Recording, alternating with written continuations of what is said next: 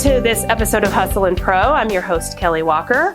Today we're talking youth baseball, from umpiring and tournaments and how we approach proper instruction and all that and more. Nathan Bliss and I are going to discuss it. So welcome to Hustle and Pro, Nathan. Thanks, Kelly, for having me on. I'm really excited to be here. Yeah, I'm excited to have you. So tell us why you're here. So tell me, what's your baseball story?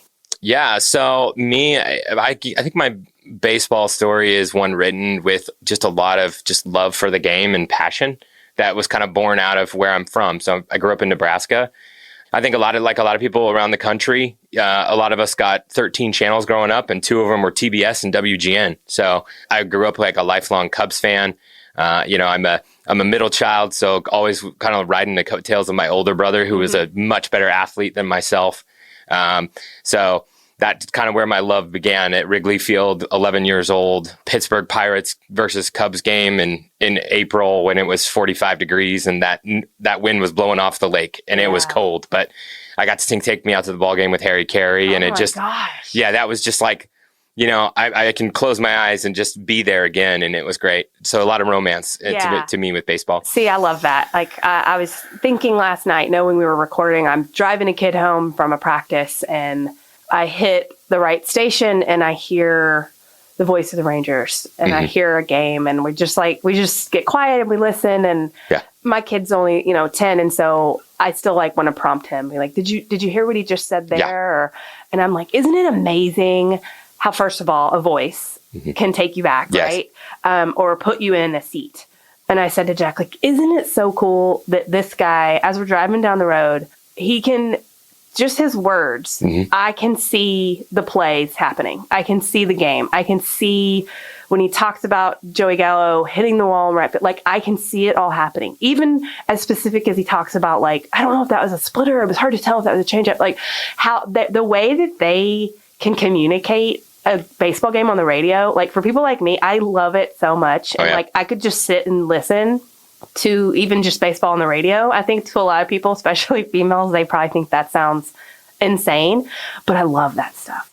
Oh, me too. Yeah. Me too. Harry Carey was a fan with a microphone, and nostalgic voices like Bob Uecker and Bob Costas. I love watching those documentaries on the MLB Network and stuff like that. Just really harken me back to where I first fell in love with the game, and honestly, a lot of cinema too. I'm a big Field of Dreams fan. Same. I'm a huge Major League fan, and just The Sandlot. In our game room at our house, those movie posters sort of align the walls. That and A League of Their Own for my wife is her favorite movie. Things like that is really where I started to grow in love with the game. Yeah, I was watching the news last night, and there's a lot of no-hitter talk happening right now, right? Yeah. It is kind of weird. It's awesome, but it's funny. And the softball pitcher that just pitched the perfect game, and the caption was, in a league of our own. And I'm thinking, that's cute, but it's come on, there's so many more things. But but it was awesome. Good for her. And there's been a lot of baseball pure stuff happening lately that's been fun to listen to and watch. It's so much fun to Mr. Rondon threw a no-hitter last night, and Musgrove really recently against the Rangers here. So it's kind of the wellspring of that time. It feels like mid-April right now, although it's maybe not the greatest beginning of the season for the Cubs, but that's a different story, I think. Well, Rangers too. I know when you get a single win at a time, it's all good celebration. Yep. Okay, so speaking of all that and kind of baseball pure stuff, so I know that you say proper instruction is undervalued and things like organizations are overvalued. Tell me what you mean by when you say organizations are overvalued. I do agree. Proper instruction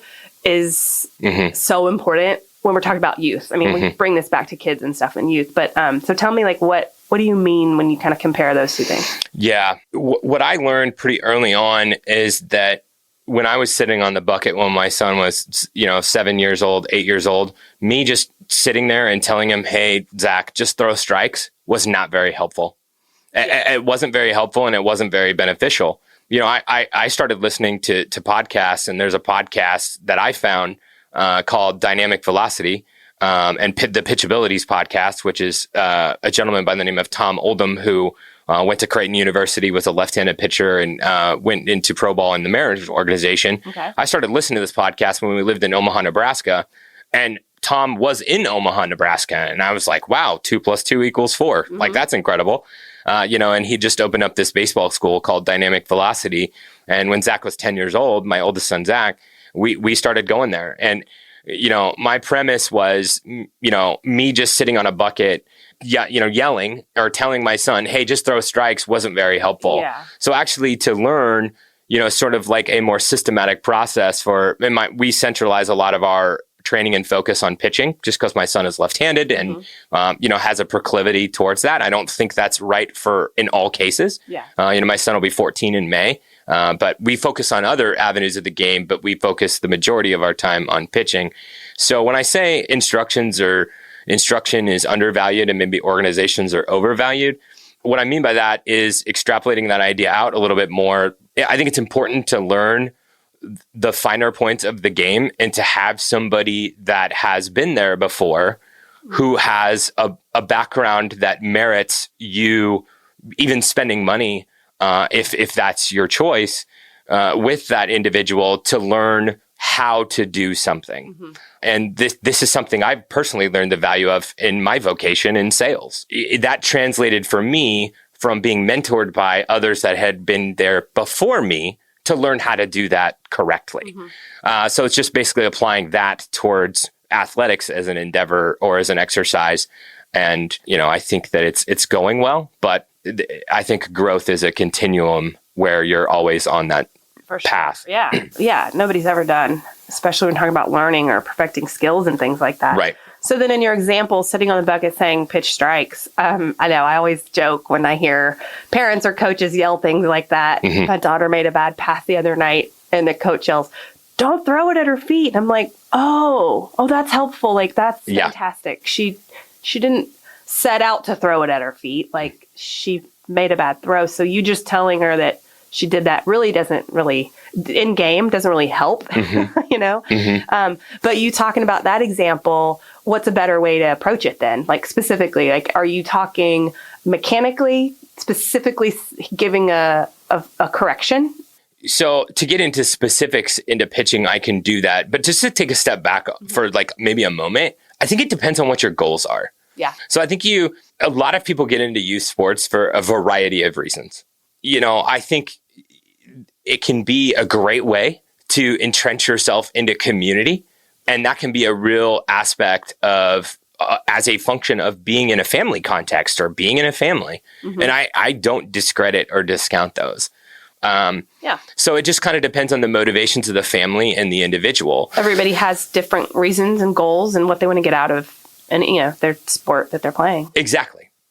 So for us, it's a little bit more of a pursuit to where baseball has taken my son into higher levels. It's part of the motivation of why I wanted to live in the DFW area of the country. Is I do think that this is a hub for some of the most competitive youth sports that you can find anywhere. For sure. So for us, we tend to take a bit more systematic approach to development because, in order to compete at the highest levels in this city, if you don't, you will, from a results perspective, that's probably not going to go very well for you. So breaking that down into something like an exercise like pitching, instead of me just yelling on a bucket, hey, Timmy, just throw strikes, Tom, for example, his methodology was very specific. So he broke down the elements or the phases of the delivery: hip load, hip lead, hip separation, delivery, and follow through.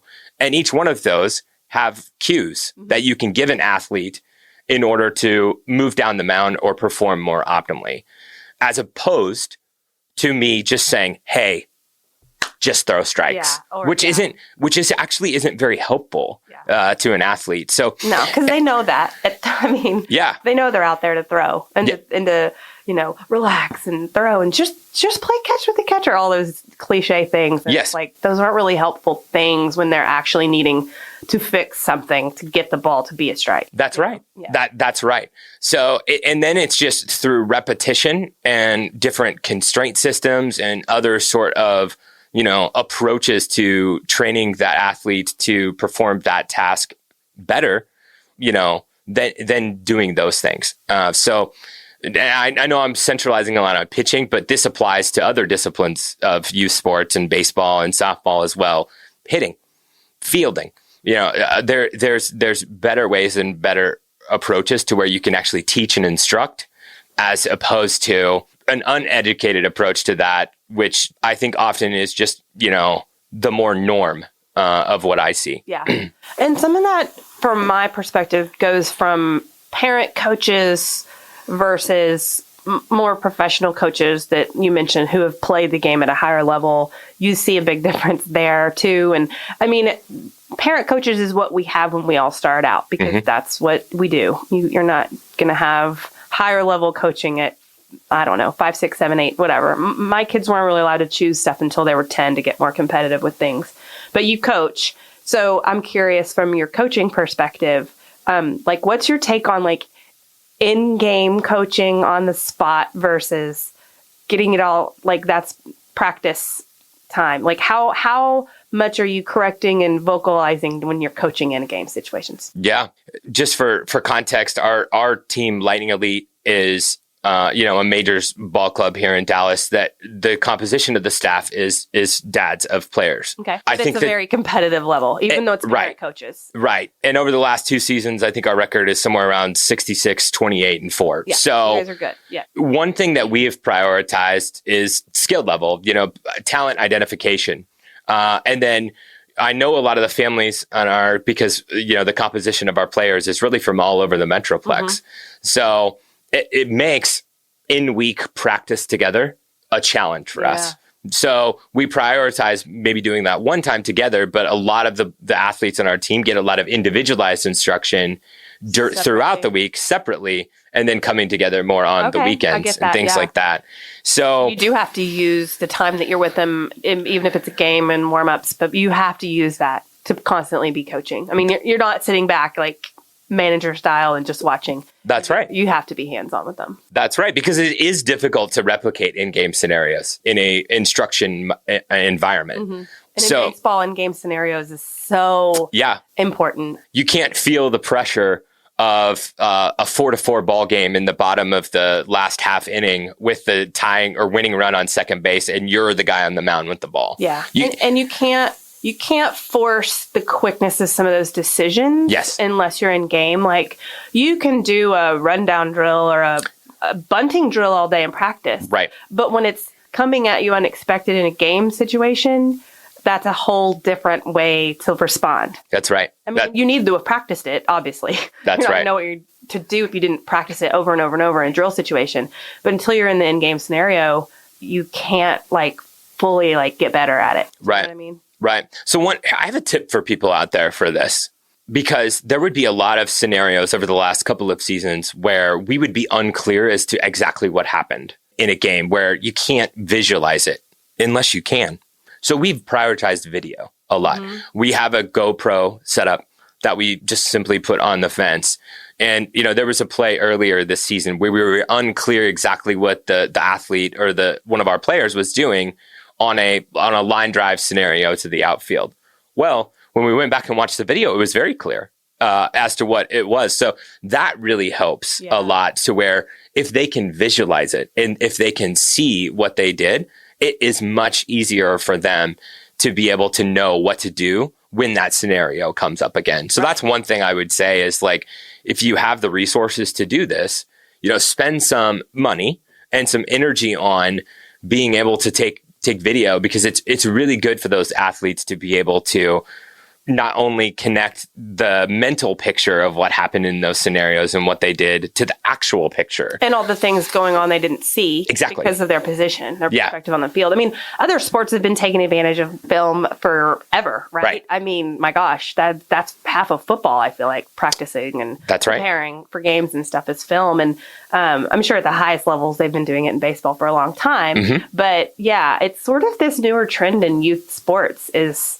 here's film. All my kids' teams now, our club soccer, our club lacrosse, everything is always, there's film available after the game.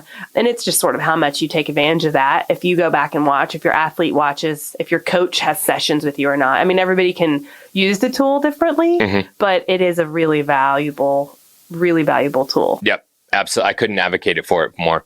You talked about parents earlier and parent motivations. And I talk about this a lot because we see a lot of parent expectations around here. And it's not that has to be a bad thing, because I feel like when the circumstances are right and your kid has a certain amount of desire and talent to get to be a high level player, great. Like, that should be something you go after. I think the kid has to want it so much more than many of the parents realize that around here, that the kids don't. Mm-hmm. You know, if it's too much, if they're burnt out for whatever reason, they're probably not going to achieve all the things the parents have in mind for them, because there's not going to be the effort right on the field. So when did you guys sort of make those decisions? Like, your son's almost 14, right?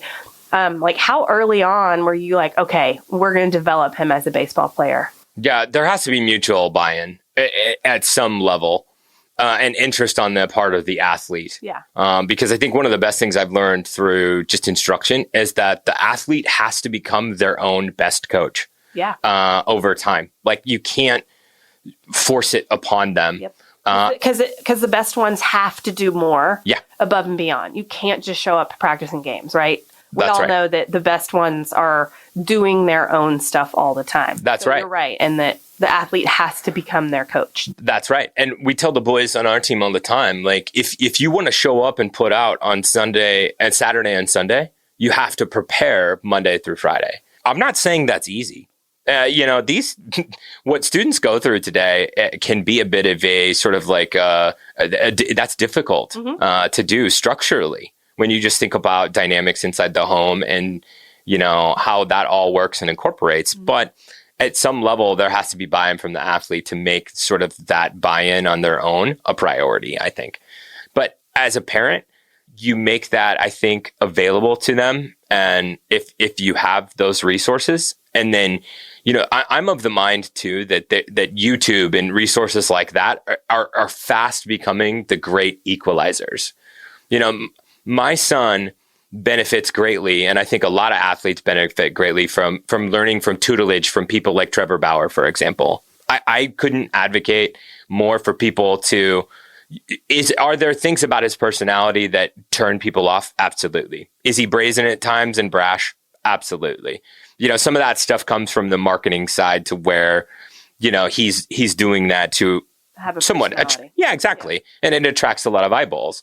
But if you actually listen to some of what he advocates for pitching and on behalf of athletes, there's a lot of really great, valuable content in there that you can extrapolate out, and athletes then can take that into their own, context and apply a lot of that methodology. Yeah. And sometimes you have to just be willing to accept some of that harsh personality stuff, knowing, think of so many of the greats that you think of.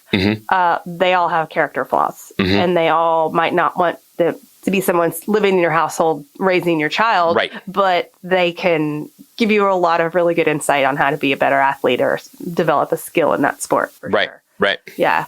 I do think it's important, though, when we talk about like parent motivations, there's a level for everyone too, which is the beauty of what the communities that we live in. Like, if playing in the majors is not something for your 13-year-old, there's still a lot of good rec ball where if your goals are just to have fun with kids your age and be on a baseball field, we can still do that, right? And so I do think that's important for parents to realize that sometimes we hold too tightly to, we got to play at the highest level because I played at a high level. Oh, and my kids should too. We see that in like football and soccer and everywhere. But a lower level might not be the end of the world for your kid if that's where they want to be. That's right. I'm actually not certain it's not better, because I have a fundamental difference of opinion about the structures for how travel baseball operates. The way that it lends itself to with how these tournaments are structured isn't really real. For example, like at the major league level, they have 162 games that they play. That's a pretty healthy sample size to be able to ascertain which team is superior in that season. And that's a dedicated player who that's their job. Right. So every game for them is 1/162nd of the sample size. Yeah. Well, the way that we do it, it's always 1 out of 3. We have these really constrained sample sizes where It's only a weekend. We played some pretty well, let's say, ranked teams just this past weekend, and we didn't have success. So does that mean now that we're not a very good baseball team? I actually would argue not. No, because I don't think that's a large enough sample size to be able to draw any large scale conclusions. No, it's not, because it's, especially in a game like baseball, when your starting pitcher makes a world of difference in where you are in that rotation. Yeah. And so, a 3-day weekend where you're only allowing that rotation to happen maybe once, or the health of one or two players can make or break you sometimes. So I agree that. But what are you saying though? Okay, get a bigger sample size to determine what, like rankings? Is that what you mean? Or I think a better way to do this, and I think what I would say is there are a lot of entrepreneurial minds venturing into our game.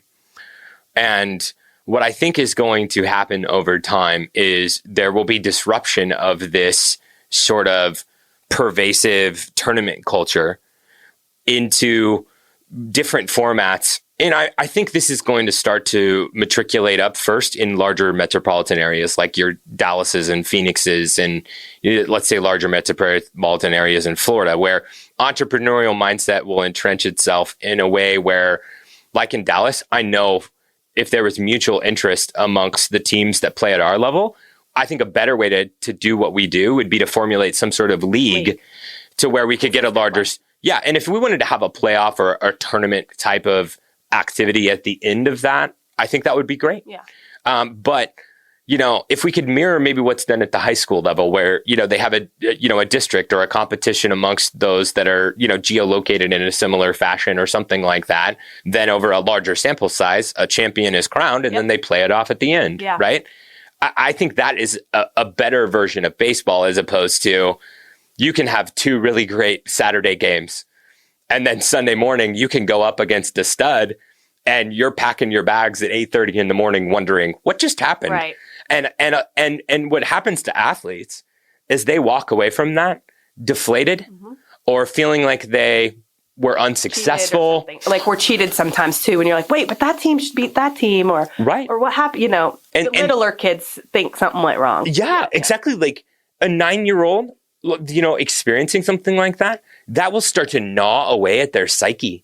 And what happens to that person that has gone through that experience for years and years and years when they're 13? Well, I can tell you what some of them do. They quit.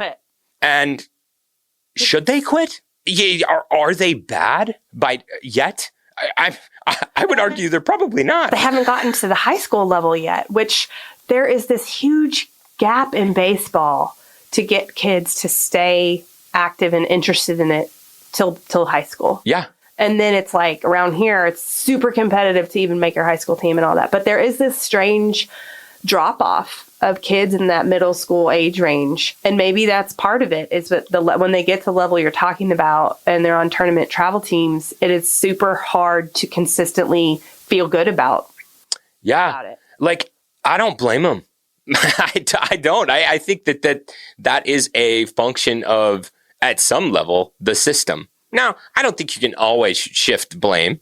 I'm not trying to blame shift, but what I am saying is I think in the future, I could even argue that it will be beneficial for those that have, like, let's say, a first mover advantage mentality towards moving to more of these types of systems. And we're already seeing some of this with what Five Tool's doing and some other organizations that are moving and seeing opportunities for this sort of, like, let's say, pervasive tournament culture to be disrupted. So, if I had different motivations, I would probably try and, move in that direction myself, just because I see such an opportunity to do it better. Yeah, I agree.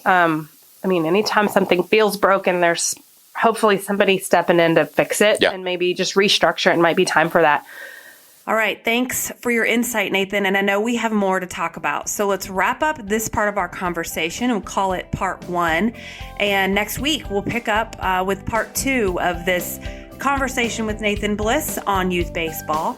So thank you all for listening to this episode of Hustle and Pro. We'll see you next time.